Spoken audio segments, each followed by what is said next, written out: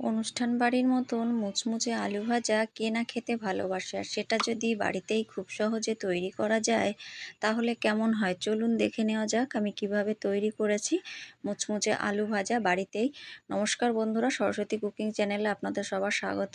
তো দেখুন এখানে আমি 3টে আলু নিয়ে নিয়েছি। তো সবার প্রথমে আলুগুলোকে আমি ছুলে পরিষ্কার করে নেব। তো দেখুন এই যে আলুগুলোকে ছুলে আমি পরিষ্কার করে নিয়েছি। এবার জল দিয়ে ভালো করে আলুগুলোকে ধুয়ে নেব। তো বন্ধুরা, আমি স্টেপ বাই স্টেপ আপনাদের দেখাবো। তো ভিডিওটি প্রথম থেকে শেষ পর্যন্ত দেখার অনুরোধ করছি। ভিডিওটি প্রথম থেকে শেষ পর্যন্ত দেখবেন। তো দেখুন এখানে আমি একটা থালা নিয়ে নিয়েছি দু রকমের দুটো গ্রেটার। তো বন্ধুরা, আপনারা চাইলে এরকম বড় গ্রেটারে যে ছোট একদম ছিদ্রটা আছে সেটা দিয়েও তৈরি করতে পারেন, আবার ছোট গ্রেটার দিয়েও তৈরি করতে পারেন। তো আলুটাকে দেখুন এরকমভাবে ধরতে হবে, ধরে যে আলুর যে লম্বা পাশটা সেই লম্বা পাশটা ধরেই কিন্তু আপনাকে গ্রেট করতে হবে। যদি গোল পাশটা ধরে আপনি গ্রেট করেন তাহলে কিন্তু আলুর যে লাচ্ছাটা সেটা কিন্তু ভালো হবে না।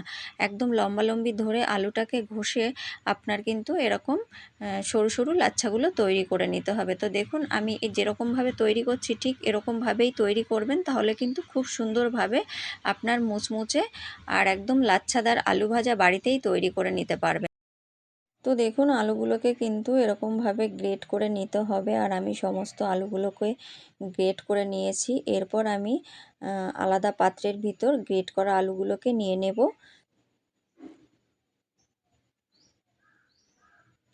তো দেখুন আমি আলাদা পাত্রের ভিতর নিয়ে নিয়েছি। এবার আলুর ভিতরে জল দিয়ে দেব।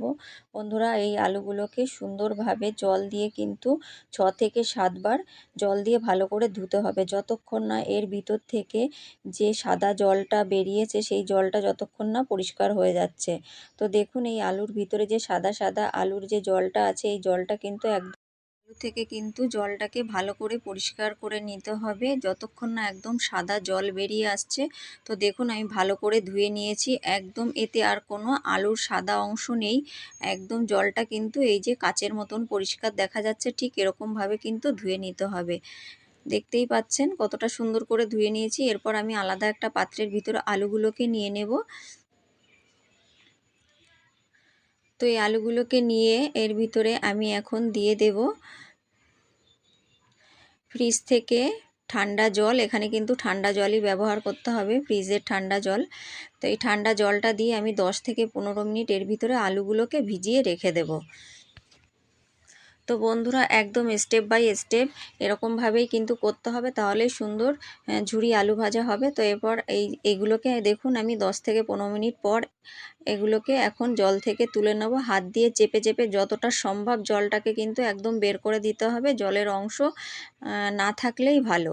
একদম সুন্দরভাবে চেপে বের করে নিতে হবে, একদম যেন জল না থাকে। তো দেখুন আমি চেপে বের করে নিয়েছি, এখানে কিন্তু এক ফোঁটাও জল নেই, দেখতেই পাচ্ছেন একদম ঝুরঝুরে হয়ে গেছে। তো এরকমভাবেই কিন্তু করে নিতে হবে। তো দেখুন সমস্ত আলুগুলোকে আমি এরকমভাবে চেপে জল বের করে নিয়েছি, আর কতটা সুন্দর একদম লাচ্ছাদার ঝুরঝুরে হয়ে গেছে। তো এরপর দেখুন আমি উনানে একটা কড়াই বসিয়ে দিয়েছিলাম, আর কড়াইতে দিয়ে দিয়েছিলাম রিফাইন তেল। তেলটা কিন্তু গরম হয়ে গেছে। তেলের ভিতর দিয়ে দিয়েছি আমি কিছু চীনাবাদামগুলোকে আমি নেড়ে চেড়ে একটু লাল লাল করে ভেজে নেব। তো দেখুন বাদামগুলোকে আমি লাল লাল করে ভেজে উঠিয়ে নিয়েছি। তো ঠিক এরকমভাবেই লাল লাল করে ভেজে নিতে হবে। তো এখন আমি আলাদা একটা পাত্রের ভিতর এমনি লেখার যে কাগজ, সাদা কাগজ, সেই কাগজ নিয়ে নিয়েছি। এরপর আমি বাদামগুলোকে দিয়ে দিলাম, তাহলে এক্সট্রা যে তেলটা আছে সেই তেলটা টেনে নেবে। এরপর আমি এর ভিতরে দিয়ে দিলাম তেলের ভিতরে 4টে শুকনো লঙ্কা। লঙ্কাগুলোকে আমি ভেজে নেব। তো লঙ্কাগুলোকে ভাজা হয়ে গেছে, এরপর আমি উঠিয়ে নেব। এরপর আমি তেলের ভিতরে দিয়ে দেব কটা কারি পাতা। তো বন্ধুরা, কারি পাতাটা দেওয়ার সময় একটু সাবধানে দেবেন, আর দিয়ে একটু দূরেই সরে যাবেন, কারণ কারি পাতা থেকে প্রচণ্ড পরিমাণে তেল ছিটকায়। তো কারি পাতাগুলোকেও আমি ভালো করে ভেজে নিয়েছি। এরপর আমি এগুলোকে উঠিয়ে নেব।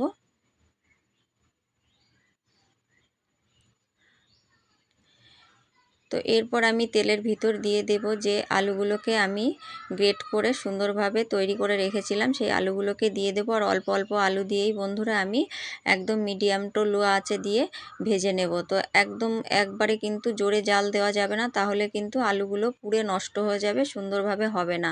আর যত সময় আলু থেকে কিন্তু ঝাঁক বেরোবে তত সময়, মানে যত সময় বাবলসগুলো হবে তত সময় কিন্তু আলু ভাজা হবে না, একদম বাবলস বন্ধ হয়ে যাবে। তো দেখতেই পাচ্ছেন আমি কিভাবে তৈরি করে নিয়েছি। এরকমভাবে তৈরি করে নিলে সুন্দর ঝুরঝুরে আলু ভাজা কিন্তু আপনি তৈরি করে নিতে পারবেন। তো দেখুন একটা আলু কিন্তু আলুর গায়ে লাগেনি, একদম সুন্দর ঝুরঝুরে আলু ভাজা হয়ে গেছে।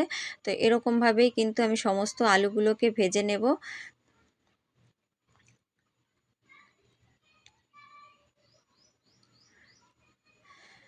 তো দেখুন সমস্ত আলুগুলোকে আমি এরকমভাবে ভেজে নিয়েছি বন্ধুরা। তো এই একইভাবে যদি আপনারাও বাড়িতে এরকমভাবে তৈরি করে নেন, তাহলে কিন্তু খুব সুন্দরভাবে ঝুরঝুরে আলু ভাজা বাড়িতে তৈরি করে নিতে পারবেন।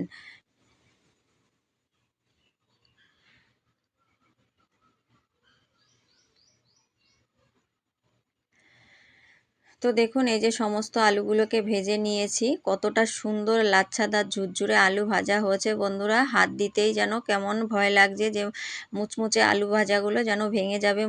তো দেখুন এই যে কতটা সুন্দরভাবে তৈরি করে নিয়েছি। তো এরপর আমি যে কারি পাতাগুলোকে ভেজে রেখে দিয়েছিলাম, সেই কারি পাতাগুলোকে ছাড়িয়ে নেব। তো বন্ধুরা যে কোনো ভাজায় কিন্তু কারি পাতার ফ্লেভারটা খুবই সুন্দর লাগে। তো এরপর সমস্ত কিছু মিলিয়ে নেব। আর আমি কিন্তু আলু ভাজার সময় কোনো লবণ ব্যবহার করিনি, লবণটা ব্যবহার করলে কিন্তু আলুগুলো নরম হয়ে যেত। আর সেই জন্য আমি এখন দিয়ে দিলাম এর উপর থেকে একটুখানি বিট লবণ। বিট লবণটা দিয়ে ভালো করে মিশিয়ে নেব। তো মেশানো হয়ে গেছে, এখন আমি আলাদা একটা প্লেটে আপনাদের দেখিয়ে দিচ্ছি যে কতটা সুন্দরভাবে আলুগুলো ঝুরঝুরে আলু ভাজা তৈরি হয়েছে। তো বন্ধুরা অবশ্যই বাড়িতে একবার এরকমভাবে ঝুরঝুরে আলু ভাজা তৈরি করুন, আর গরম গরম ডাল ভাতের সাথে একদম জমে যাবে। আর রেসিপি যদি ভালো লাগে তাহলে লাইক কমেন্ট শেয়ার করবেন, আর আমার চ্যানেলটিকে সাবস্ক্রাইব করে আমার পাশে থাকবেন। ভালো থাকবেন, সুস্থ থাকবেন, ধন্যবাদ।